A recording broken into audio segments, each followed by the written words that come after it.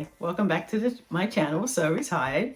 My name is Dawn Opal, and I haven't posted anything in the last couple weeks. I haven't done any sewing at all. I have been packing up my house because I'm going to be moving, relocating out the country. Where to, you say? Panama. Yes, I have decided to retire out the country, and the country I'm going to be going to is Panama. So, how did this all come about? Well, in 2021, I took early retirement from my job. I had reached the age and the time combo rather, so I could retire. I was tired mentally, physically, spiritually, everything. I was tired of working. I was tired of doing the 9 to 5 grind. And I think it was like coming off, either that was the end of the COVID thing. And I just said, I've had enough. So I retired.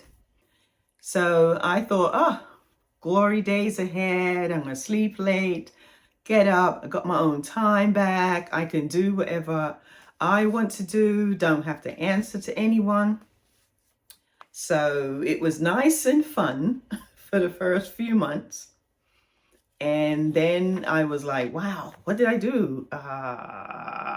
Maybe I should go back to work, because after you've been doing something for so many years, consistently, repetitively, it kind of like becomes your second life. You've heard people say before that they know their work in colleagues better than they know their own family, because you spend half of your life there. If you're not in traffic trying to get to work, you're in traffic getting home from work.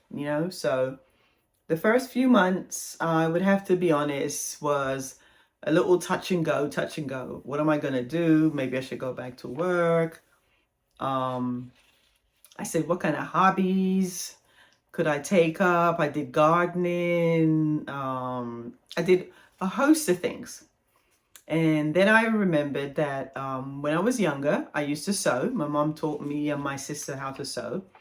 And I said, oh, well, maybe let me take back up sewing again. And that is what I did. And that kind of settled everything. And then one day I was reading an article I think it's called online from Forbes did a listing of best places to retire type of thing. And I was looking through the list, and I think Costa Rica at the time was the #1 place to retire. And I had thought about Costa Rica first, to be perfectly honest. I thought about Costa Rica. I said, okay, I could learn some Spanish. I did a lot of research on Costa Rica. It's a beautiful place. I met some people that I know that had gone and retired to Costa Rica. But I remember that one day at work, I was talking to one of my co-workers, and they had retired, I think a year or two before me, and they said they were going to go retire in Panama. And I said, why Panama? And for them, they had served in the military, so they were stationed in Panama and they loved it. And he went down there, did a little 2-week thing, looked around, came back, packed up, sold his house, and relocated to Panama. So that Panama has always been in the back of my mind, but I was looking through the list, looking at different places they had. I think they had Spain on there, Portugal was another good place to say. And I think at that time, Panama was in the top 5, but it wasn't the #1 place to retire. So as the year was going on, I was saying to myself, so let me think about this seriously. Would I retire to Panama? So later on in the year, around October, I signed up for this women's summit. I've never done one before, and it was called Exodus Summit. And the theme for that year was moving abroad money. It was 5 days, like I said, in October. It was geared to and for Black women, which I thought was interesting. And it's ran by two women, Stephanie Perry and Rashida Dow, are the two co-founders of it. And the theme that session, October 22, I think that was either the first session that they had just started or either it was the second one. And it was, as I said, move abroad money. So I was like, okay, I signed up for it.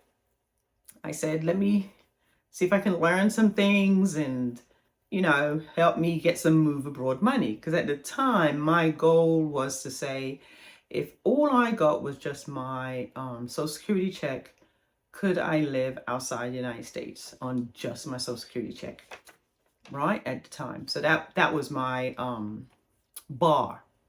Didn't talk about my other retirement checks or anything else. But if the only thing I ever had was Social Security, could I be able and afford to live abroad? So did the summit, did the 5 days, took tons of notes.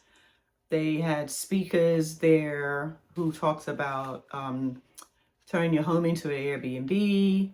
There was another speaker there who was a teacher, and she started to teach online, and she started a whole academy about and was showing you how to do classes if teaching happens to be your forte.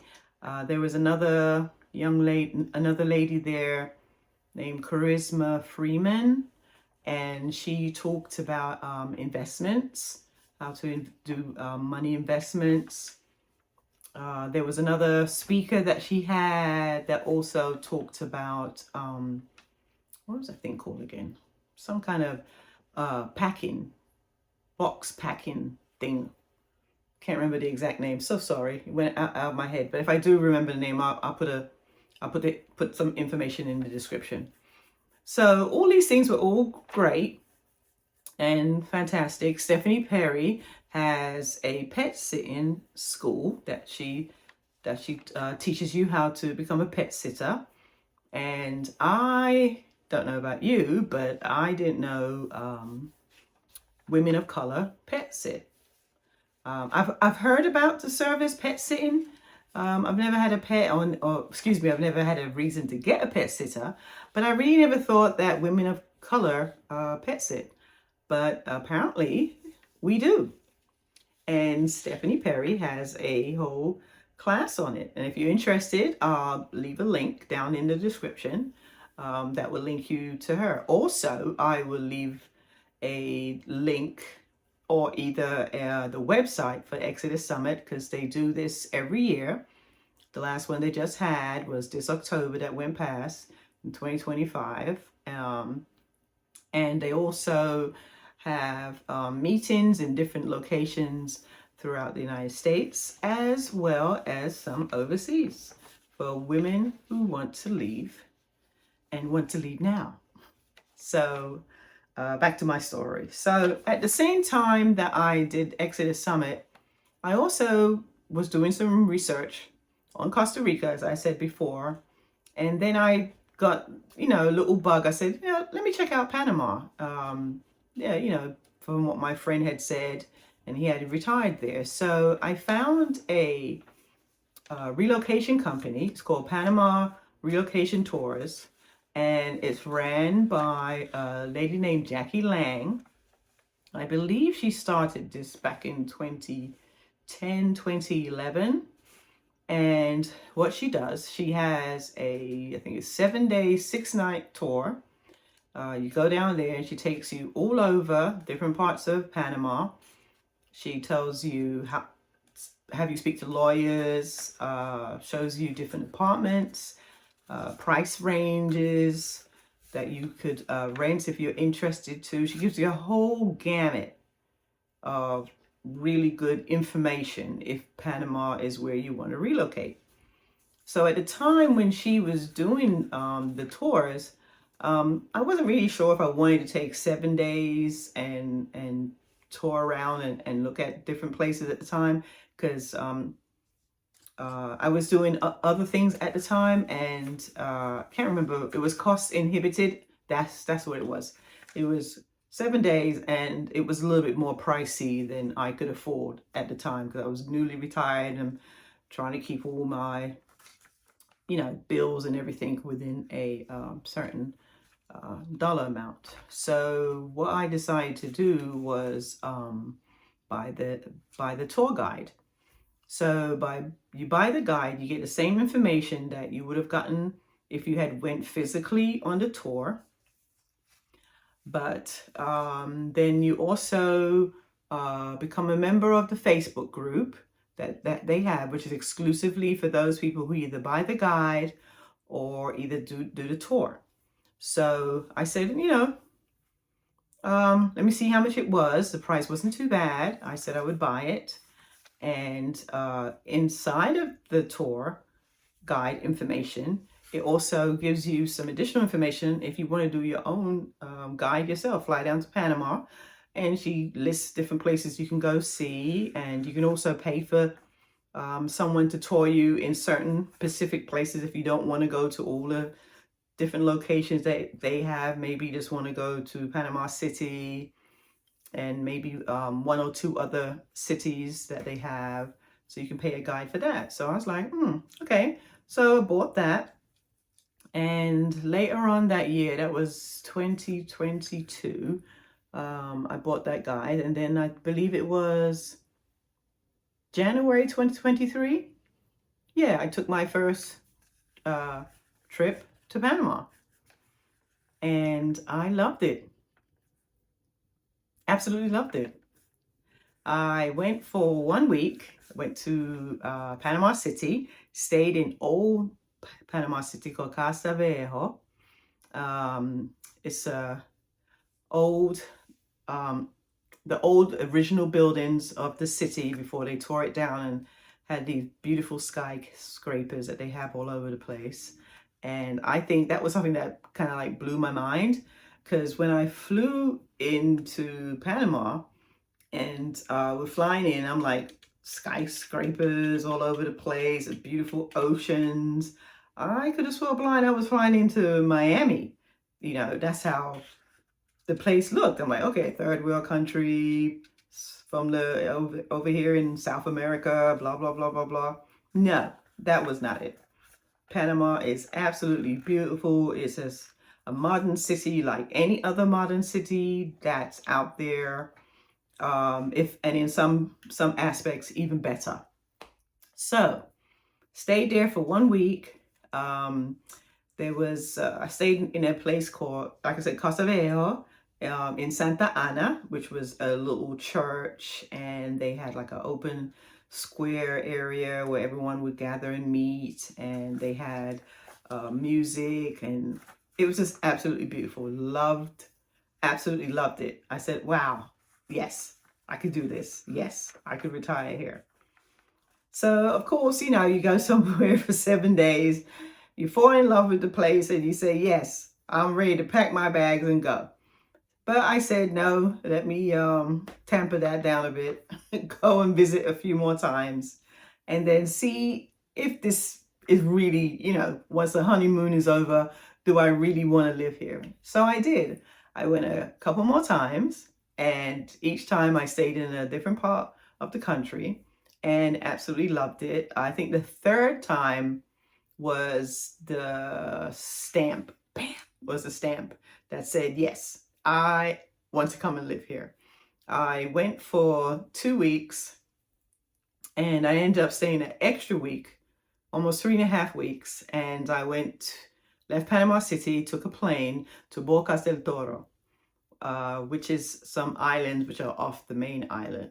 And that is where I fell in love with Panama. Bocas del Toro.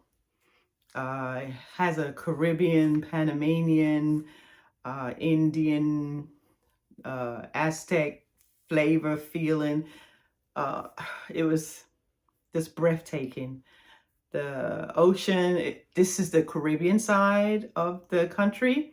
So of course, turquoise blue waters, clear, beautiful waters. To get to the other islands, to get to the main island, Bocas del Toro, with the name of the town, you have to take a ferry out there. which I could have done if I came from the mainland, but I flew in at the airport. There was a gentleman there that met us at the airport. He was singing, welcome us to the town. I was only supposed to be there for 3 days and ended up staying 8. So that lets you know. That lets you know right there. Loved it. Absolutely loved it. Took a tour around, the normal tourist stuff. I did that. Ate the local food.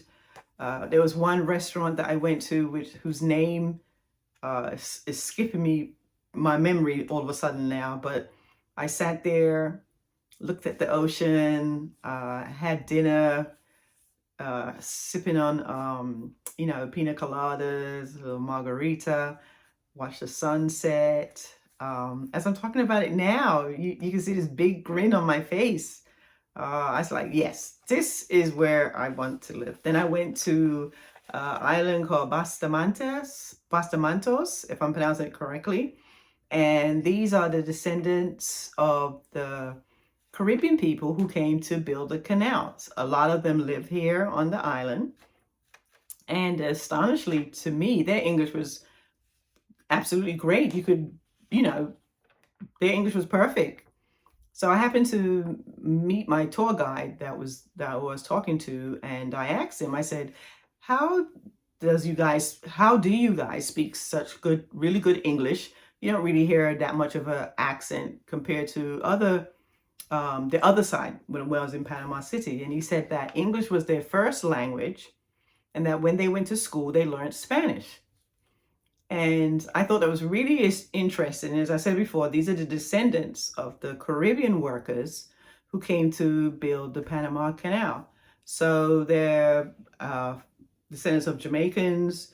I think Trinidad was there, Trinidad, Tobago. All the other Caribbean islands that had showed up, workers came to work there. So that was wonderful. And then also too, I had to do a tour of the canal itself. There's a wonderful movie that you see before it that gives you the backstory of the canal, how it was put together, and the final part that the U.S. came in and did all that, and when they turned the canal back over to Panama. And then you can sit out there and you can watch the ships coming in, from a small yacht all the way to those big, humongous multi-carrier oil tankers, that would come through. So, yeah, Bocas del Toro was the stamp of approval. So, came back from that. That was my my third trip to Panama City. I think that was like early 2024. And some of the information that you get in the guide is that it tells you different lawyers. It gives you recommendations, of different lawyers that you could use to help you do your process. So that's what I did. Yeah, filled out all the paperwork, got myself a lawyer, sent all my information that was required from the Panamanian government. You have to make at least $1,000. You have to have a retirement, because I signed up for the pensionado visa as I'm a retiree. And you have to have guaranteed income, minimum $1,000 a month, either from Social Security, pension plan. I think there's one other, maybe equity fund of some sort. I can't remember. But I do remember it was either Social Security or either a pension of some sort. $1,000 was the minimum. And I think, if I remember correctly, I think $1,000 is the lowest that any country has. I think everyone has either gone up on their requirements of how much money you have to have. I know Mexico, it has, and some of the other countries. And so far, Panama has stayed at the $1,000. So did all that, got the lawyer, went down there. After I did all my paperwork and everything up here first, then went down there, did the second part of it, and then had to wait, for the process to go through. And I think altogether it was about 6 months, maybe 6, 7 months. And then earlier this year, everything came through, and I am now a permanent resident of the country of Panama. Ooh, yes. So the only thing I have to do to keep my residency is go back to the country once every 2 years. So at the time when I first got it, I was, yes, I'm gonna move, I'm gonna move, I'm gonna move. And then of course, you go back and forth, back and forth. Should I leave? Should I not leave? What's hesitating? What does my family think? What do my friends think? All these doubts come into your head all of a sudden. Are you really going to pack up all your stuff and leave? Because, like with anyone else, you spent a lot of time here. I'm originally an immigrant from another country who came here. So now moving back, I'm not to my home country, I'm moving to another country. So all these things was racing through my head. And stay tuned for part 2, where I will tell you, and we'll talk a little bit more about my doubts about not going. Yes, I did. I said, I think I just go every 2 years, and that's it. And then what actually changed my mind, where now I am packing, and I have packed up all my stuff, and I will be leaving. So thanks for listening and staying with me for this part 1 of this series. It's going to be a part 2. Hopefully, yes, just 2 parts, maybe 3, but I try and keep it to 2 parts. So until next time, I am Dawn. This is my channel, So Retired. If you like what you just heard and you want to hear some more about me deciding to retire, please like, share, and subscribe so you get notification for my next video. So until I see you again for part 2, thank you. Bye.